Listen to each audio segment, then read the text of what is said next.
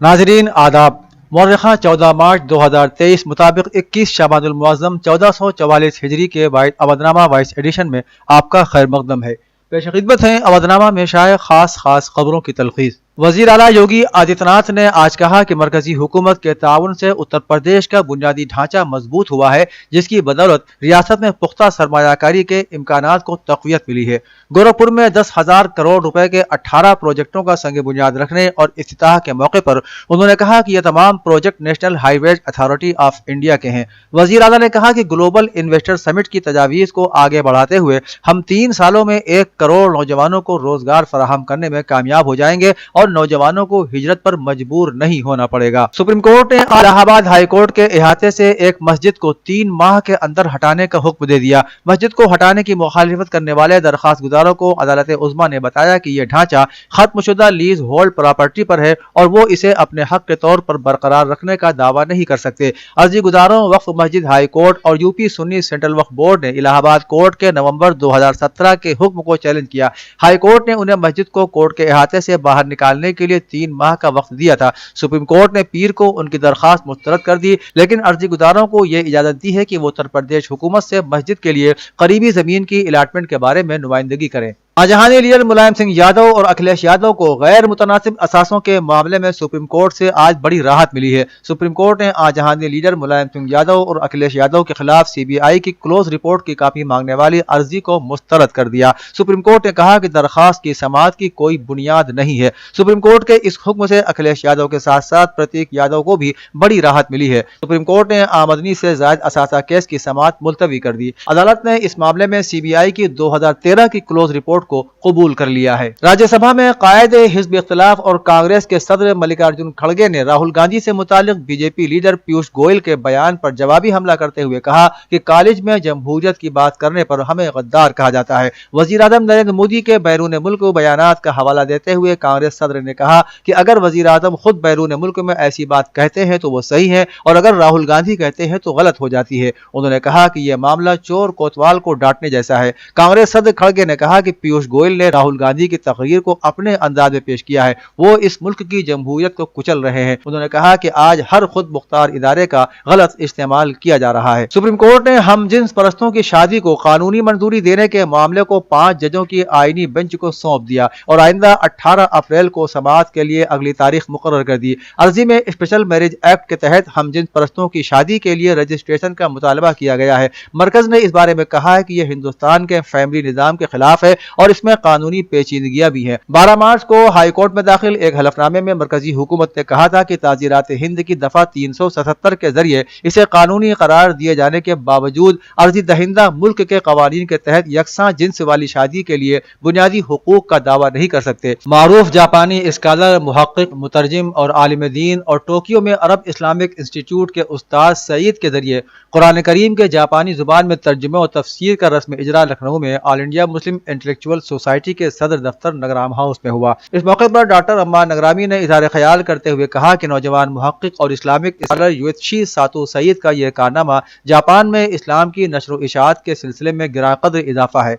Doctor सलीमुर Rahman Nadvi ने मुतरजिम और मुहक्किक युएत्शी सातो सईद का तफसीली तारुफ पेश किया। उन्होंने बताया कि वो जापान में दीनी और दावती कामों में किस तरह पेश रहते हैं। उन्होंने कहा कि कुरान करीम के उनके इस जापानी तर्जुमे और तफसीर की आलमी सतह पर पजीराई की जा रही है। लखनऊ से निकलने वाला माहनामा रिजवान खवातीन का दीनी तर्जुमान है, जिसकी इदारत के फराइज मौलाना हमजा हसनी ने ताउम्र अंजाम दिए। उन्होंने इस काम में अपने साथ साथ अपनी खाला और बहन को भी शामिल किया ताकि खवातीन की तर्जुमानी बेहतर तरीके पर की जा सकी। उनकी वफात पर माहनामा रिजवान के जिम्मेदारों ने खुसूसी इशाअत का अहतमाम किया। इन ख्यालात का इजहार मौलाना सैयद मोहम्मद राबे हसनी नदवी ने किया। उन्होंने अपनी गैर मामूली कल्बी मसरत का इजहार करते हुए मजीद कहा कि मुझे उम्मीद है कि इससे पढ़ने वालों और काम करने वालों को यकसा तौर पर नफा हासिल होगा। प्रोग्राम की सदारत दारुल उलूम देवबंद के मुहतमिम हजरत मौलाना मुफ्ती अबुल कासिम नौमानी ने की। अदबी तंजीम बज़्म शम्स के ज़ेर एहतमाम डॉक्टर मंसूर हसन खां के शेरी मजमुआ शऊर मंसूर का इजरा सेंट रोज पब्लिक स्कूल गढ़ी पीर खां ठाकुरगंज में प्रोफेसर खान मोहम्मद आतिफ की सदारत में मुनक़िद हुआ।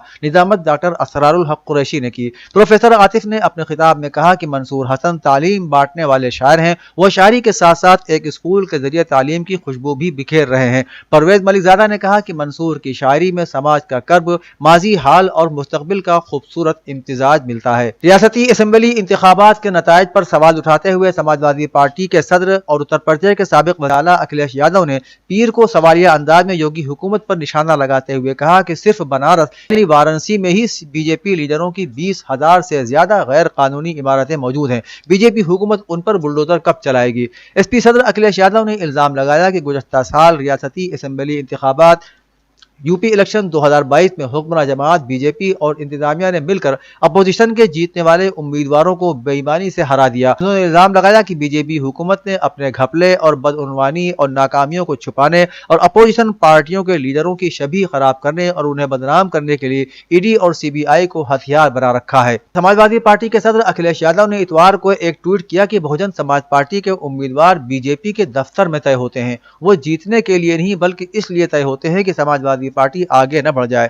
صدر اکھلیش یادو کے بیان پر سخت اعتراض کا اظہار کرتے ہوئے بی ایس پی کے جنرل سیکریٹری آکاش آنند نے کہا کہ یہ بیان ایس پی سربراہ کے سیاسی اضطراب کو ظاہر کرتا ہے۔ آنند نے اس حوالے سے اپنے ٹویٹ پر لکھا کہ سیاسی گلیاروں کے ساتھ ساتھ اکھلیش جی آپ کے کارکنان بھی یہ جانتے ہیں کہ آپ الیکشن اس لیے ہارے کیونکہ آپ کے چچا آپ کی تاناشاہی انداز کے خلاف الیکشن لڑ رہے تھے۔ اودھ نامہ کے جہاں نما صفحے کے مطابق ایک ایسے موقع پر کہ جب دنیا کے دیگر ممالک میں ہتھیاروں کی درآمد اور برآمد میں قدر کمی دیکھی جا رہی ہے، وہی یورپ ایک الگ ہی راستے پر گامزن ہے۔ اس رپورٹ میں دو اہم رجحانات دیکھے جا سکتے ہیں، جن میں سے ایک ہتھیاروں کی یورپی ممالک میں ترسیل بڑے پیمانے پر بڑھی ہے، دوسری طرف یورپی ممالک میں امریکہ سے حاصل کیے جانے والے ہتھیاروں کی شرح میں 47% تک اضافہ دیکھا گیا ہے۔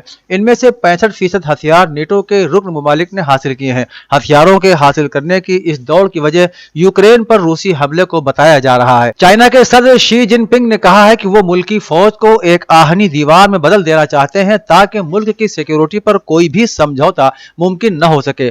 حال ہی میں تیسری مدت کے لیے صدر منتخب ہونے والے شی جن پنگ نے پیپلز کانگریس کے اختتامی سیشن میں اس بات پر زور دیا کہ ملکی سلامتی ان کی اولین ترجیح ہے۔ شی کے مطابق ملکی فوج کو اب جدید طور پر استوار کیا جائے گا۔ صدر شی جن پنگ نے کہا کہ چین کو عالمی امور میں زیادہ وسیع کردار ادا کرنا چاہیے۔ حال ہی میں ایران اور سعودی عرب کے درمیان سفارتی تعلقات کی بحالی میں بھی چین نے اہم کردار ادا کیا ہے۔ سعودی عرب نے کہا ہے کہ ایران سے سفارتی تعلقات بحالی کا مطلب ایران سے تمام اختلافات کا خاتمہ نہیں ہے۔ سعودی عرب کے وزیر خارجہ شہزادہ فیصل بن فرحان نے عرب میڈیا کو انٹرویو دیتے ہوئے کہا کہ ایران اور سعودی عرب بات چیت کے ذریعے اختلافات حل کرنا چاہتے ہیں۔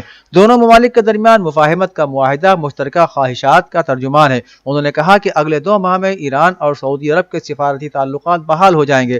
یاد رہے کہ سعودی عرب اور ایران نے گزشتہ جمعے کو چین کے دارالحکومت بیجنگ میں 2016 سے منقطع تعلقات کو دوبارہ بحال کرنے اور 2 ماہ کے اندر ایک دوسرے کے ملکوں میں اپنے اپنے سفارت خانے دوبارہ کھولنے پر اتفاق کر لیا ہے۔ روس کے نائب وزیر خارجہ نے کہا ہے کہ روس چین تعلقات کے فروغ پر امریکہ کی جھنجھلاہٹ سے ثابت ہو گیا ہے کہ دونوں ملکوں کے تعلقات بالکل صحیح راستے پر گامزن ہیں۔ انہوں نے کہا کہ روس اور چین کے درمیان مختلف شعبوں میں بڑھتے ہوئے تعلقات پر امریکہ کی پریشانی صاف دکھائی دے رہی ہے۔ ان کا کہنا تھا کہ امریکہ کو پتا ہے کہ روس چین تعلقات دنیا میں نئے کثیر قطبی نظام کے بنیادی عناصر ہیں۔ انہوں نے کہا کہ روس چین تعلقات کے فروغ کو دنیا میں امریکی بالادستی کے خاتمے کا راستہ سمجھا جانا چاہیے۔ فلسطینی ذرائع کے مطابق فلسطین کی تحریک مزاحمت نے اپنی دفاعی توانائی کو مضبوط کرنے کے لیے اپنے ایک اور جدید قسم کے میزائل کا تجربہ کیا ہے اور غزہ کے سمندر کی طرف کئی میزائل فائر کیے ہیں۔ رپورٹ میں بتایا گیا ہے کہ فلسطین کی تحریک مزاحمت نے حالیہ مہینوں کے دوران